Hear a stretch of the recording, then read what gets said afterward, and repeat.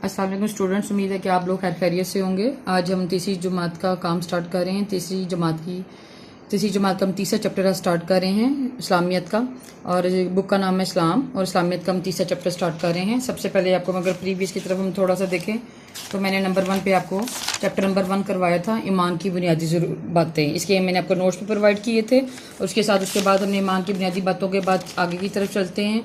उसके बाद हमने सेकंड चैप्टर अपना स्टार्ट किया था क़यामत, और क़यामत के भी मैंने आपको सारे नोट्स प्रोवाइड किए थे, जो कि आपका एज ए होमवर्क टास्क है, जो आपने अपनी कॉपीज़ पे नोट डाउन करना है।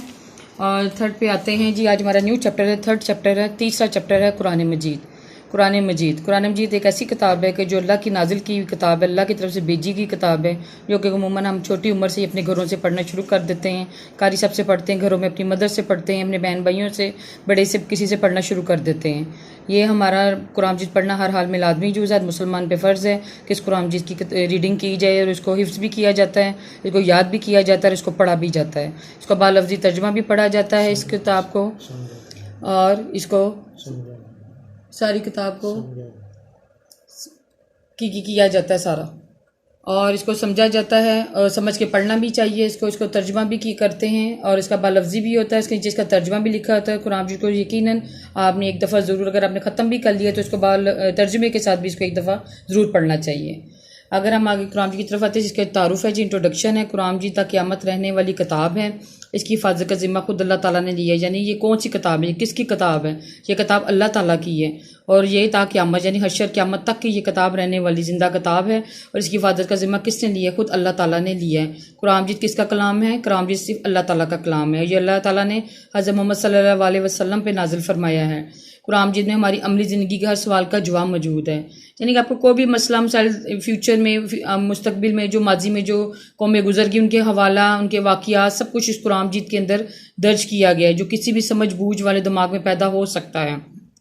कुरान मजीद में बेहतर ज़िंदगी गुजारने के असूल बताए गए, यानी कि आइंदा हमने अपनी ज़िंदगी को कैसे इस्लाम के असूलों के मुताबिक और अंबिया की सुन्नत पे अमल करके गुजारना चाहिए। कुरान मजीद के अंदर उसका सारा हाल हवाल बताया गया है। दुनिया में बेहतर ज़िंदगी गुजारने और मौत के बाद का तमाम हाल कुरान मजीद में मौजूद है। यानी कि जो हम मौजूदा ज़िंदगी गुजारेंगे उसके बारे में, और मौत के बाद यानी क़यामत के बाद जो भी हाल होगा उसके बारे में भी, हशर वाले दिन जो भी मामला तय होंगे उसके बारे में कुरान मजीद में सारे मालूमात मौजूद हैं। हज़रत मोहम्मद मुस्तफ़ा सल्लल्लाहु अलैहि वसल्लम के वसाल के बाद कुरान पाक को एक मुकम्मल किताब की शक्ल दी गई, क्योंकि ये किताब हज़रत मोहम्मद सल्लल्लाहु अलैहि वसल्लम पर नाजिल की, थोड़ी थोड़ी की गई, वही के ज़रिए भेजी गई, और वही को हज़रत इज़राइल लेके आते थे। और उसके बाद जब हज़रत सल्लल्लाहु अलैहि वसल्लम का विसाल हुआ तो उसके बाद इसको एक तरतीब में, किताब की शक्ल में बनाया गया। हज़रत अबू बकर सिद्दीक़ रज़ियल्लाहु अन्हु के ज़माने में ये काम किया गया। उनके वसाल के बाद किन्होंने इसका काम किया, इसको मुकम्मल किताब की शक्ल में बनाया? हज़रत अबू बकर सिद्दीक़ ने। बाद में इसकी नकलें की गई, यानी कि इसकी कॉपीज़ बनाई गई, और उसको फिर इसके उस वक्त 6 मुकम्मल कुरान पाक तरतीब देकर लिखे गए, जो दूसरे मुल्कों को भेजे गए। और इनमें से 2 ताशकंद, एक इस्तांबुल के जाइब घर में आज भी मौजूद हैं। ये वो नुस्खे हैं जो हज़रत उस्मान गनी रज़ियल्लाहु अन्हु और अबू बकर सिद्दीक़ रज़ियल्लाहु अन्हु के जमा करदा, इन दोनों ने मिलकर जमा करदा नुस्खे से नकल कराने के बाद इस्लामी मकबूजा इलाकों में भिजवाए थे। यानी कि उन्होंने जो हज़रत मोहम्मद सल्लल्लाहु अलैहि वसल्लम के दौर के नुस्खे थे उनको एज़ अ किताब की शक्ल बनाकर और बहुत से मुस्लिम कंट्रीज़ में इनको भिजवाएं। किन्होंने भिजवाएं? हज़रत उस्मान गनी और हज़रत अबू बकर सिद्दीक़ ने। इब्तिदा में कुरान पाक खजूर के दरख्त की छाल, ऊँट की हड्डियों और चमड़े के टुकड़ों पे लिखा गया, क्योंकि उस टाइम कॉपी, पेंसिल, कवर या किसी पेज का कोई कंसेप्ट नहीं था। तो किस पे था? खजूर के दरख्त की छाल, ऊँट की हड्डियों, चमड़े के टुकड़ों पर लिखा गया, क्योंकि इस वक्त कागज़ आसानी से नहीं मिलता था। कुरान पाक की मौजूदा शक्ल सख्त मेहनत का नतीजा है। आज कुरान पाक का 112 ज़बानों में तर्जुमा मौजूद है। हज़रत सल्लल्लाहु अलैहि वसल्लम ने अपनी ज़िंदगी में कुरान पाक के मुतल्लिक़ा आयात को दूसरे मुल्कों के बादशाहों को इनके मुल्क की ज़बान में तर्जुमा करवा के ख़त की शक्ल में भिजवाया। कुरान मजीद के एक कमाल तालीमात को फैलाना हर मुसलमान पर फ़र्ज़ है। हिकमत की यह किताब पढ़ने, समझने और अमल करने वाली किताब है। तलावत के अदाब। तलावत कलाम में पाक करते वक्त हमें इन बातों का ख्याल रखना चाहिए। आप यकीनन आप देखें, अगर हम नमाज़ पढ़ते हैं, कुरान पढ़ते हैं, तो हम सबसे पहले क्या करते हैं? हमें सबसे पहले अपना लिबास, हमारा लिबास और हमारा जिस्म पाक साफ होना चाहिए। तलावत से पहले हमें वज़ू करना चाहिए। कुरान मजीद की तलावत के लिए हमेशा पाक साफ जगह पे बैठना चाहिए। किबला रुख होकर बैठना बेहतर है।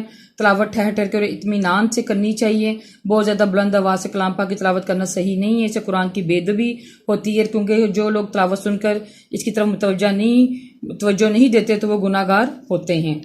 ये आपकी बुक है, और ये एक आपका छोटा सा नोट्स हैं आपके, ये कुरान मजीद के बारे में आपके नोट्स हैं, सवाल जवाब हैं। ये सवालात के जवाबात लिखिए। कुरान मजीद को एक मुकम्मल किताब की शक्ल कब दी गई? हज़रत मोहम्मद के विसाल के बाद कुरान मजीद को मुकम्मल किताब की शक्ल दी गई। इब्तिदा में कुरानी आयात किन किन चीज़ों पे लिखी गई? क्योंकि उस टाइम पेपर, कागज़, पेन किसी का कंसेप्ट नहीं था कागज़ वगैरह का। इब्तिदा में कुरान आयात खजूर के दरख्त की छाल, ऊँट की हड्डियों और चमड़े के टुकड़ों पर लिखी गई। तलावत कलाम पाक करते वक्त हमें किन किन बातों का ख्याल रखना चाहिए? वही हमारा पाक लिबास, जिस्म पाक साफ़ होना चाहिए, तलावत से पहले वज़ू करना चाहिए और उसके बाद हमें साफ़ सुथरी जगह पे बैठना चाहिए, किबला रू होके बैठना चाहिए। और इसके बाद आप बुक की तरफ आएँ, ये आपके नोट्स हैं जो और आपने ये बुक की तरफ आएँ, ये आपका क्विज़ है। कुरान मजीद में बिस्मिल्लाह कितनी बार आई है? 114 बार आई है। कुरान में कुल कितनी सूरतें? 113। पीने की चीज़ों में कुरान ने सबसे अच्छी चीज़ किसको कहा है? दूध को। बेहतरीन महीना कुरान मजीद किस महीने को कहा गया? रमज़ानुल मुबारक। कुरान का दिल किस सूरत को कहा है? सूरह यासीन। ये आपने बुक के ऊपर भी लिखना है और आपकी कॉपी पे भी ये सारा काम है। उसके बाद हम कॉलम की तरफ आते हैं। ये कॉलम आपका मैचिंग कॉलम है और ये आपने अपनी बुक पे भी करना है। और आपने ये जो आपको सवाल भी बताए गए हैं, ये सारे सवाल आपने जो भी वे नोट्स दिए हैं, यही सवाल आपकी बुक पे भी होने चाहिए और यही सवाल आपकी कॉपी पे भी होनी चाहिए। आपका एज अ होमवर्क टास्क है जो कि जब आप वापस स्कूलों में आएंगे तो आपके काम को चेक किया जाएगा। Thank you.